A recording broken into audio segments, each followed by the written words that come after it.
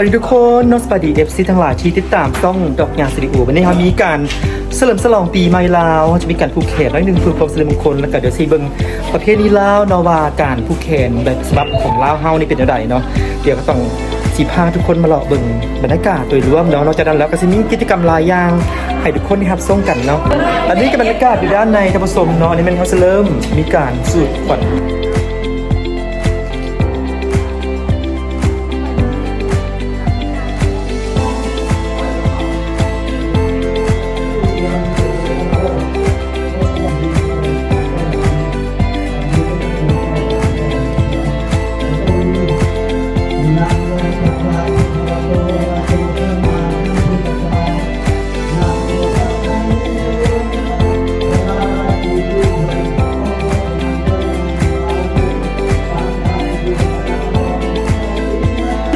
ที่ถือว่าเซ็ตแต่ละน้องต่อไปเขาคือมีการผูกแขนปีใหม่ในงานเดี๋ยวเขาจะเบิ่งว่าผูกแขนปีใหม่อยู่แบบโซฟอล่าเป็นแบบใดนะท่านผู้ชมเนาะ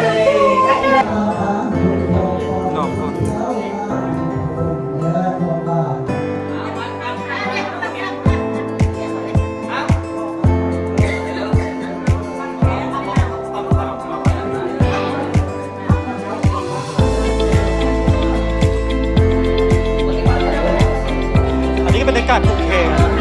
ใหม่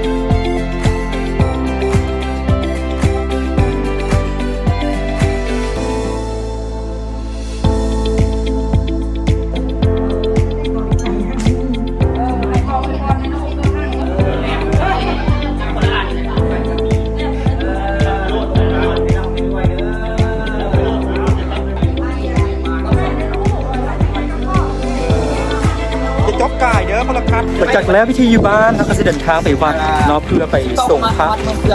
นะครับไปส่งพ่อพาดพ่ออยู่เพื่อแหละวัดใกล้ๆนี้